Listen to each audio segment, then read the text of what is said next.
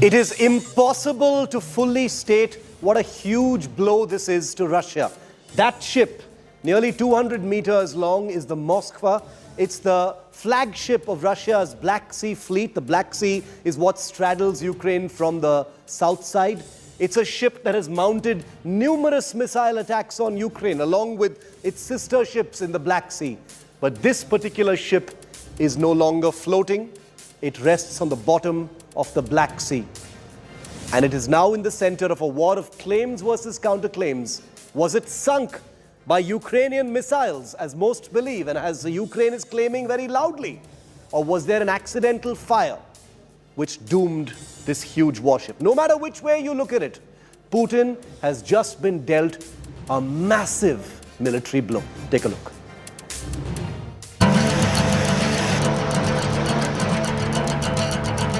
The pride of the Russian Navy in the Black Sea off Ukraine's southern coast. 13,000 tons of pure weaponry, nearly 200 meters long, and with 500 warrior sailors on board. But the formidable guided missile cruiser you see in these images may be a thing of the past, because the Moskva has in all likelihood been destroyed.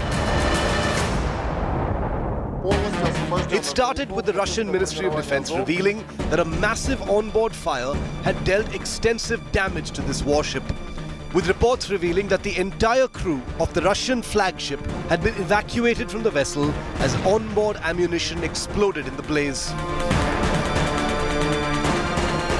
But Russia's claim that the ship was damaged in an accident have been pushed back hard by Ukraine, which claims that the vessel was struck by Ukrainian Neptune cruise missiles fired from the Odessa region. Oleksiy Arestovich, an advisor to the Ukrainian president, also quipped in an interview today that he was aware of the fire but did not specifically know the cause, joking that maybe some Russian soldiers had been smoking where they shouldn't have been. Здесь, мы всегда к этому готовы, пусть летит, посмотрим. Надо просто помнить, что на любой выстрел по нашим органам управления у нас найдется. On day 50 of this conflict, Ukraine has scored a major hit. This cruiser was armed with anti-ship, anti-submarine and surface-to-air missiles, and this is an indication that despite 50 days of conflict, Russia hasn't been able to neutralize all the surface-to-air missiles and anti-ship missiles. And this is exactly what Ukraine's President Zelensky has been seeking: anti-ship missiles, surface-to-air missiles, longer-range missiles to take on the Russian forces, along with fighter jets and T-72 tanks. A sensational claim being made by sections on the Ukrainian side are that a Bayraktar drone was flown over the Black Sea to distract the Moskva warship and divert its attention, while Ukrainian cruise missile units mounted their secret attack on the warship. This claim too cannot be confirmed, though Russia did release footage just 2 days ago of another of its Black Sea Fleet ships appearing to shoot down what they claim is a combat drone from the Ukrainian side. A fourth possibility being considered is that the ship ran into a bed of Ukrainian sea mines and exploded on contact. As this war of claims and counterclaims continues, what is undeniable is that Russia's most formidable warship in the Black Sea has been stricken and evacuated. Russia, as expected, has denied the ship sank due to a Ukrainian attack. The Defense Ministry claimed that the ship sank due to a storm after being gutted in a fire. But the Moskva, a ship named after Russia's beloved capital, will no longer be a weapon of war in this fight. And that's a big blow, no matter which way you look at it. With Gaurav Sawant in Dnipro, Ukraine, Bureau Report, India Today. And the sinking of the Moskva is not just a symbolic loss by any means. As the largest ship, the flagship of the Black Sea Fleet of the Russian Navy, it is also a huge military loss because it's a very capable warship. For instance, it carries up to 16 P-1000 Vulcan anti-ship missiles, armed to the teeth, this Slava-class cruiser. It has an AK-130 millimeter dual-purpose gun on board. It has 6 AK-630, multi-purpose guns on board. It has the famous RBU 6000 anti-submarine rocket launchers on board. 64 S-300 long-range surface-to-air missiles are on this ship as well. So it has a very, very large air defense capability. It carries one Ka-27 helicopter. It has up to 20 OSA-MA short-range surface-to-air missiles. And it also carries two 533mm torpedo tubes. So this is an all-rounder of a warship. It's an air defense platform and is a formidable and highly feared anti-ship weapons platform. So the loss of the Moskva is not just symbolic. A lot of heavy weaponry, a lot of heavy military capability has gone down to the bottom of the Black Sea after this particular attack. I want to bring in India Today's Rajesh Pawar, who joins us live from Kyiv. Rajesh is also a combat veteran. He's been looking very closely at the many claims and counterclaims that have been taking place. Rajesh, the Russians claim that this sank, that the Moskva sank because of a fire on board, and it happened during the towing. Ukraine says they targeted it in a brilliant missile attack using Neptune coastal defense missiles. What are you hearing? Do you have a sense of what really happened, Rajesh? Look, Shiv, it is almost impossible to verify any of these two claims. But let me tell you, this ship was a flagship of Russian Black Sea Fleet. It had 3 layers of air defense. So it looks like it's very, very unlikely that a Ukrainian missile could have penetrated and hit the ship.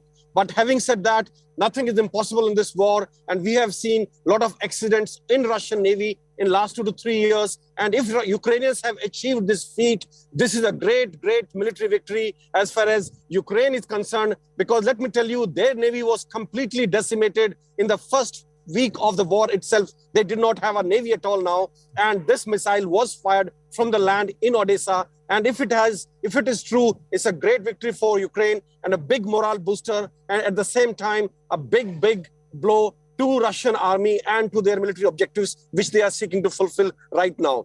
And Rajesh, let me also tell you, yes, it appears to be little true, because yesterday what Russians had put out through their public media was that there was a small fire and which was under control. But today they have accepted that this ship has sunk. Shiv. Rajesh, in the event that this ship has been targeted as claimed by Ukraine and sunk using Neptune missiles, wouldn't it mean that, Russia is going to launch some kind of big counterattack? Is that something that should be expected then? Because this really hits where it hurts. Very true, Shiv. I mean, this is a big, big blow, not only militarily, but also to their reputation, to their entire military reputation. A flagship of the Black Sea Fleet has been destroyed by a normal missile from Ukraine. I mean, this is a big blow to the reputation of Russian military. And to regain that reputation back, it is expected that they will do, or at least try to do something big to regain that reputation. Shiv. Rajesh, stay with me. I also want to bring in Moskva Sunk, who's with us from Dnipro in Ukraine. She's been reporting from the southern part of the country as well. Moskva, news of the sinking of the Moskva, has been hailed and become a huge viral story in Ukraine. We can see how it has improved morale among the Ukrainian forces. The people of Ukraine have been celebrating it as a symbolic military victory against the tyranny of Putin, as it were. Have you been sensing that on the ground as well? And as Rajesh said, the sinking of the Moskva means the Russians will probably hit back, Moskva.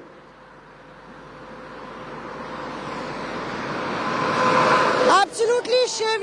It was a symbolic and a very strategic victory. We've been in Odessa and we've been speaking to lots of people in Odessa after that incident happened, and it was actually a sigh of relief. It was like a psychological, point that they had scored, because the citizens were also talking about it, but with speculations that there could be nuclear arsenals in that ship which can actually house two of them. It's become a very, very precarious situation, because Odessa is on the edge. Even the citizens are talking about it. We did have a chance to speak to the press secretary in Odessa, and he only said that we could really not confirm whether there were any survivors, and as far as whether the ship was carrying nuclear warheads, whether they were in standby mode or whether they were in the armed mode is a big question, and only Moscow can confirm that, and they won't tell. So that's the information that we're getting from Odessa, Shiv. This but, is, really in fact, that's the piece of breaking news that we're getting, Mosmi. You've just brought us that piece of breaking news. Let's just tell our viewers what we have that Mosmi is just bringing to us. The detail that you brought us, Mosmi, was very, very crucial. We will come back to you when there are, some of the layers have been removed to this fog of war. Incredible piece of, breaking news that it's possible that nuclear warheads have gone down with the Moskva. And with what's happening with that huge ship in the Black Sea, this conflict has entered its 8th week. Can you believe it? It feels like it just began. It's almost been 2 months since Putin's invasion started at the end of February. Here's what the latest day of fighting has looked like. From Kharkiv to Kherson to Mariupol, the devastation continues. Take a look.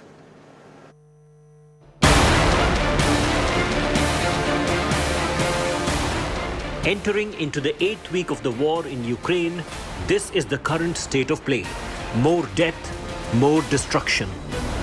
And now with Ukraine not backing down, Russia has decided to ramp up their offensive, and Kyiv is back on target. 51st day of the war, and it's a sense of deja vu. Airstrikes in the citadel of Ukraine.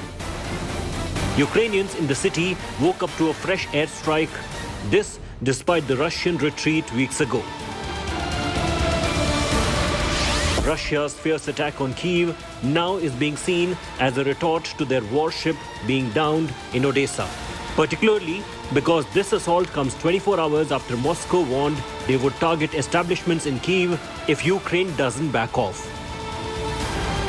Almost through the night, air raid sirens kept going off, and not just here in Kyiv, but almost across Ukraine. There are reports of 3 major missile strikes that have taken place in the province, not just in the capital, but in the province. Missiles have struck some other parts also, amidst reports that there will be a major escalation in the days ahead. There's no end in sight to this war. After Russian President Putin said talks were deadlocked, Ukraine President Zelensky echoed a similar sentiment. Объединили для этого научно-промышленный потенциал России и ведущих предприятий Белоруссии, которые всегда славились ще з совєтських времен. Дехто ще досі сперечається, якої жорстокості мають бути санкції проти Російської Федерації. Але що тут обговорювати, коли російські війська вже повторюють на нашій землі те, що Європа бачила хіба що під час Другої світової війни. Meanwhile, the West is responding to Ukraine's plea for military aid. This is a video by Pentagon showing the loading of Javelin rockets intended for shipment to Ukraine. There's even a possibility of US President Joe Biden touching down in Kyiv after the high-profile visit of UK Prime Minister Boris Johnson. Will you send senior officials to Ukraine? Well, we're making that decision now. Thank you. Who would you send? What was the reason? Are you ready to go? Yeah. Talks deadlocked, assaults peaking. Over 50 days of this conflict, and there's no end in sight to this bloodied war. The threat which loomed large over Kyiv has receded a lot now. So it's a combination of all these factors probably, which is encouraging Ukraine that probably it can now talk on its own terms, and it does not have to cede Crimea to Russia or make any concessions in Donbass, which Russia is asking for. And this is the reason we see there's a deadlock in the talks between these two countries now. And it is likely to remain so now because Finland and Sweden also have announced that they will be joining NATO, and all these factors probably will lead to escalation in war, and diplomacy will take a back seat.